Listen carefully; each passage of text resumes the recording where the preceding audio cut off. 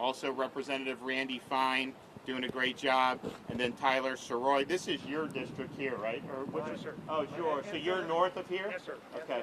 You have everything in Brevard, right? Yep. Good. So thank you all for being here. We're really excited today to be able to announce the opening of this vaccine site, and it's going to be dedicated to providing the one-dose Johnson & Johnson vaccine for seniors here in Brevard County. So they're going to do 1,000 seniors a day for the next 4 days, and we think that that's something that's very, very exciting.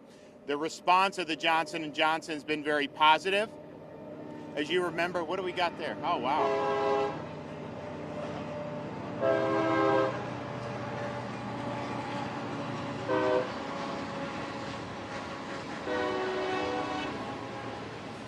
Governor, you should just start from the top. Yeah, that's right. That's right.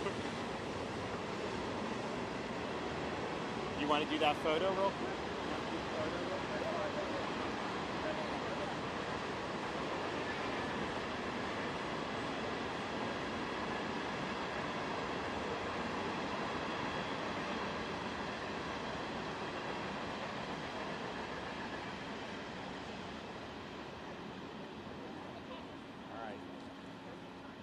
As we were saying, we have 1,000 shots a day with the Johnson & Johnson vaccine for seniors for here in Brevard County. I want to thank everyone for working hard to do this. So this will be 4,000 J&J shots over the next 4 days. And this is something that you're one and done. You get it, and then you can kind of move on. Now, obviously, it takes some time for the potency to be 100%. But this is something that I think a lot of people have really been excited about. There was some confusion at first because they said, oh, it's not as, quote, effective as Pfizer or Moderna. Well, it was 100% effective at preventing death and significant illness and hospitalization, which is really the name of the game. So technically less, quote, less effective at preventing mild infection. But honestly, you get a mild infection, we deal with those all the time in different types of viruses. So this really does the trick, I think, and I think it's going to be really, really good. And part of the reason why we wanted to work with J&J, you know, Brevard, we've done almost 80,000 shots for 80,000 seniors have gotten shots in Brevard, just under that. 53% of seniors as of this morning's report. Obviously, the report does lag, so it's probably more than that. But you look statewide, we're way over 60% statewide. So we really believe this this site here can help get Brevard with 60+% of the seniors having shots. I think that that's very good. When you're doing J&J, you do a site like this, you don't got to come back in 21 or 28 days. All of our other sites we've done, you got to come back. Now that we're using J&J, it's going to be really, really good. So we think this will be very positive. I mean, you look around the state, so we definitely will do, or probably have already done, 3 million seniors. The reporting is a little, I think it's like almost 2.9 million, but as you know, these reports are not put in real time. So we want them 24 hours, but in reality, it takes days and days. You go back and look at last week, the number of shots that were being done was fantastic. This week is same. So we've almost assuredly done 3 million seniors. That'll be reported very soon. And we're in the 60%, so over 60% of seniors. But I think we're going to be able to get 2/3 of seniors reported relatively soon. I think what we found in other counties is once you get over that 70% mark of seniors that have gotten shots, it starts to slow down a little bit. And I think it's because there's no mandate on vaccine. You want it, we want you to have it. Especially if you're 65 and up. You don't, that's fine. But once you get over the 70, I mean, we have Lafayette, which is a rural county, 81% of seniors have gotten shots. St. Johns County, 79%. But if you look back a week or two ago, St. John's was in the 70s already. So the demand does go down. Nassau, 74%. Leon, 74% of seniors. Indian River, just south of here, 74% of seniors. Palm Beach County, 70% of seniors have gotten shots. There's a massive senior population there. We've done over 250,000 seniors just in Palm Beach County. We're doing more. Lake County, 67% of seniors. Alachua, 69%. Broward, really big county, 67% of seniors. So we've had a lot of success, and as I said, Brevard's done well, but we want to be able to get those numbers from the mid-50s up until the 60s. So I think this is something that'll be really good. If you look at what's happening on the ground, we did seniors first. We were the first state to do seniors first. We were the first state to do nursing home residents. We were ready to go on day one on that. We were the first ones to do seniors in the community. And obviously, we got a lot of seniors we got to get through in Florida. It's a massive state. You have seniors all over the state. It isn't like they're all in one part of the state. We have seniors all over. So we've done that. And the 7-day case average for seniors 65 and up, the rolling 7-day average, is down 84% from January 6th to March 8th among seniors. Is that the vaccine starting to help out? You know, maybe. We don't know. Rolling 7-day hospitalization average of seniors is down 79% from February 3rd to March 8th. That's a huge, huge decline. And then Florida continues to rank 41st. 40 states have higher per capita mortality for COVID seniors for COVID than the state of Florida. So that's really the name of the game there. Are you protecting seniors? And so we're in a situation here where Brevard, as I mentioned, is in the mid-50s for senior coverage. We think this is going to be able to get them even higher. Our retail pharmacy footprint continues to expand. We initially started with Publix. We were able to expand to Walmart and Winn-Dixie and Walgreens and CVS, and those continue to expand. It's a very good option for a lot of people, and particularly as we look to expand on Monday to below 65. We're going to do 60 and up, and we're going to go below that very soon too, and I'll have an announcement on that hopefully next week. But we right now have 97 Walgreens offering vaccine, 730 Publixes, 157 CVS, 119 Walmart and Sam's Club, and 43 Winn-Dixies. In Brevard, we have 22 Publix offering vaccines, 6 Walmart offering vaccines, 1 Sam's Club, and 2 Winn-Dixie. Now, Publix had reservations this morning. I'd imagine those are probably filled by now, but Monday morning I know they'll have another window, and it's publix.com/COVID vaccine. Walmart is walmart.com/COVID vaccine. Sam's Club is samsclub.com/COVID. And then Winn-Dixie is winn-dixie.com/pharmacy/COVID-vaccine. And even though they're not in Brevard yet, CVS and Walgreens, cvs.com, walgreens.com, for those appointments, very easy to do at this point. And we anticipate, particularly CVS and Walgreens, the footprint on those growing dramatically, hopefully in the next several weeks. That'll make it really, really simple, I think, for a lot of people when we start to expand it below age, say, 55. People will be able to go in and do it. It's really good for people 55 to 65 as well. So I want to thank the legislators. I know they're working hard. We've got a lot of important priorities. We're working on holding big tech accountable for deplatforming and censoring people, also protecting Floridians' data privacy from big tech. This is very, very important. The House has passed really strong anti-rioting legislation. We want to continue with that in the Senate and get that over the hump. I think we're going to do really well with our key initiatives in terms of environment, in terms of education, and we're going to have some announcements on education next week. And if you look, we were treated very poorly in the stimulus. The states that got money, if you had higher unemployment, you got a windfall. In states like Florida, our unemployment rate's now 4.9%. The states like California, they're 9%, 9.1%. New York's 8% plus, these states. And, they locked down. It wasn't effective. They have higher COVID mortality. Certainly New York and New Jersey and Illinois and all those. California has much higher per capita for 65 and up than we do.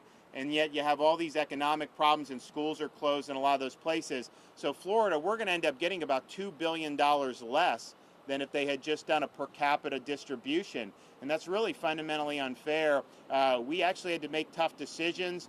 We really followed the data and made the right decisions about keeping kids in school, keeping the economy going, all these things that we've done. Seniors first on vaccine, and then for them to turn around and take billions of dollars from Florida and send it to these other states, that's not the way to do it. So we're very disappointed that the Congress decided to do that. And then finally, Biden last night said that they may have to impose more lockdown type policies in the future. I can tell you that ain't happening in Florida.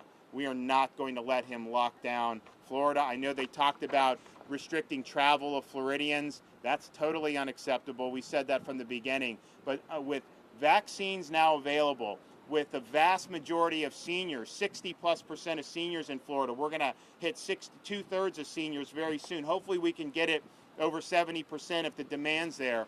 And then getting vaccine into the 60 and the 55, which we'll do very shortly, to even contemplate doing any type of lockdown, honestly, it's insane.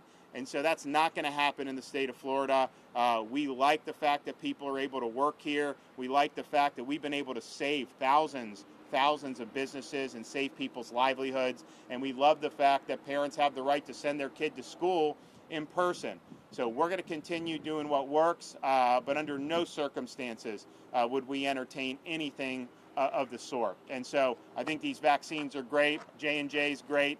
I think the seniors are going to love it here. And we look forward on Monday in Brevard, as well as throughout the rest of Florida, for getting our 60 to 64-year-olds in the hopper. I've already talked to a lot of them that have their appointments, and they're really excited about it. I think we can get through a lot of them in a relatively short period of time because the supply is better than it was a month or two ago, and then hopefully be able to go into even younger demographics, particularly the 55. So stay tuned on that announcement. But I want to thank everyone for making this site happen, and I think it's going to be really successful. And we're going to do, we did one in Sumter with the J&J. We've done one in, I was in Lake City, up in North Florida yesterday with J&J. We're here. We're going to do another one on the east coast of Florida later today. And then as J&J starts becoming more prevalent, we didn't get any new J&J this week. So this is that initial dose. The pharmacies have some. We have some at some of the normal sites. But we wanted to say, let's do some specific J&J sites and see how the demand is. And I think the demand's been really, really positive. So we're excited about that, and we want to keep up the momentum going forward. With that, I take a question. Yes, ma'am. Governor, you said this week that April, you may be able to open this up to all adults in Florida. You're going to get a lot of demand when that happens. So how is the state going to handle that crush of demand, given the phone lines that crashed, the websites that crashed when seniors were first eligible? Well, so I think a couple things. One is we're going to do 60 plus starting on Monday. We think that that'll go well. The infrastructure that's in place now is fantastic. At the end of December, when we were doing seniors first, we didn't have any retail pharmacies. There was no retail pharmacies that you could get it for at all. We were doing it primarily through hospitals, started to expand it to county health departments. Hospitals did a really good job, but I mean, they just weren't used to having hundreds of thousands of people crash on their system. Some of the counties weren't ready for that. We've obviously helped augment that with some state support for there. So I just think we're in a much different situation than we were there. But that's why we're doing the age gradually, because the 60 to 64, that's between 1.5 million and 1.9 million additional Floridians. Now, not all of them will want it, but a big chunk of those are going to want it. So you want to go through, do it. We have much more doses on a weekly basis than we did 2 months ago. Then you do the 55, and you get the sense of that.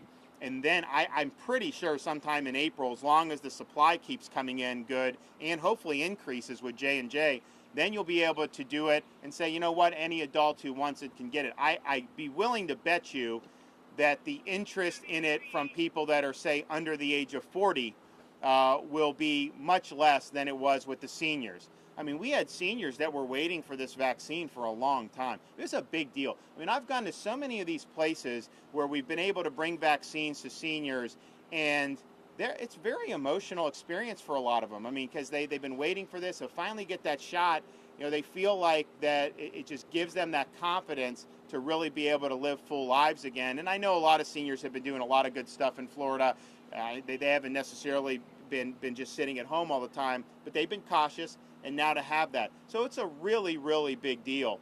I think as you get into some of the younger demographics where the risk is just a lot lower, I think it's going to be less than 50% are going to opt for it. And in fact, we got a little bit of a preview on that. When we brought it to the hospitals, we did the frontline healthcare professionals. You know, a lot of the nurses chose not to do it, particularly the younger nurses. That was their choice. And so I think you're going to see something similar. I think you'll see a majority of people 55 and up will ultimately want it, but I think below, say, 45 or 40, I think it'll be less than a majority will ultimately want it. But here's the thing. If we want to increase the vaccination rates, you can't tell people that you got to wear masks for the rest of your life. You got to tell them, get the vaccine so you can live normal. And I think some of the messaging has just been so destructive to try to get people to want to do it. Why would they want to do it if there's no benefit for them? And when they say that, oh, you may be able to have a couple family members over for July 4th, I mean, what? We've been doing that for over a year in Florida. I don't understand kind of some of this messaging. So I think we're going to be in good shape as long as the vaccine continues to come, as long as we get the anticipated increases. We've got a tremendous infrastructure. I mean, I mentioned the pharmacies. We have 730 Publix, I think, that have it now. CVS, we've expanded, but we could do a lot more with CVS. And so as the doses come in, boy, I think there's over 1,000 CVSs in Florida. So just imagine that in all these communities. It'll be very easy for a lot of people to get shots. So we're excited about it. Some states have waiting lists. Some states have a central website where everybody can go and get their name on the list, even if they're not eligible yet.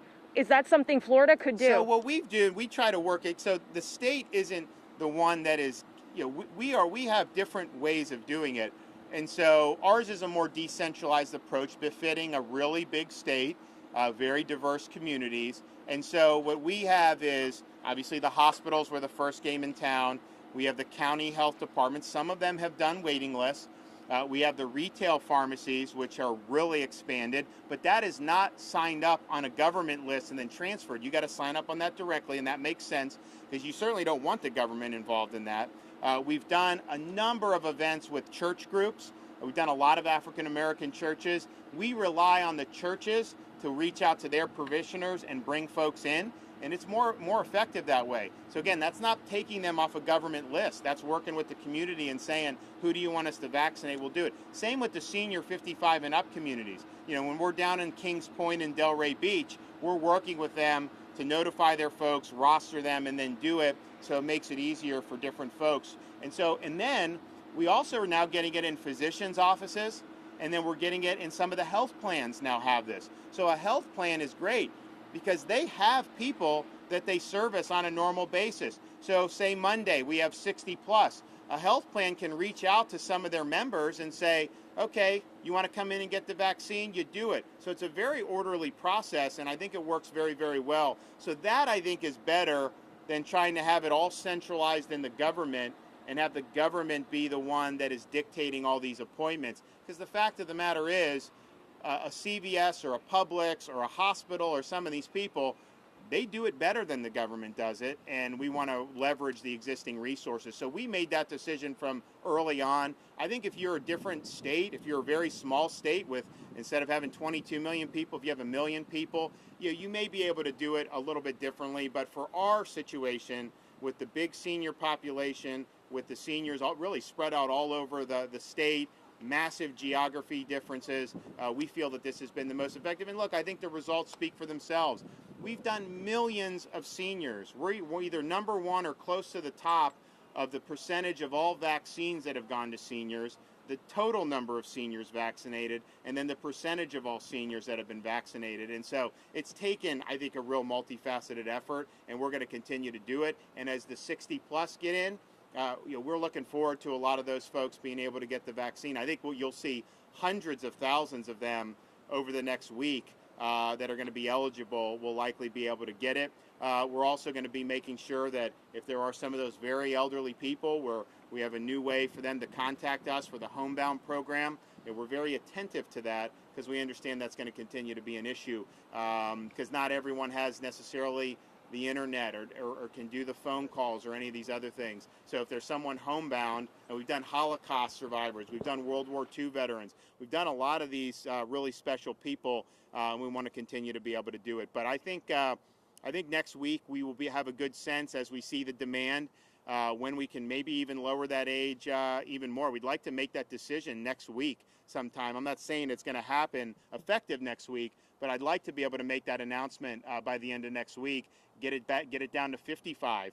And I'm pretty sure by the time March is up, we will have all 55 and up, no questions asked. And then surely some point in April, depending on demand, I think it'll be open to all adults who want it. And so that's exciting. And I think that's, if we were here a year ago, remember they were saying vaccines take years to do. No one, all these guys, all these experts were saying you couldn't do it, it wouldn't happen. We're in a position where we may have 2/3 of our seniors done, like on basically a year after the whole pandemic was declared. That's pretty incredible. I think it's a testament to America and a lot of the ingenuity that we saw with Operation Warp Speed. Okay, very good. Want to do some photos or whatever? Okay, where are we going to go? Yeah. Can you put that in the car? Yep. Okay. Hi guys. How are you? How are you doing? Shaking something, I know. How you doing? Good to see you. Good to see you. How's life treating you?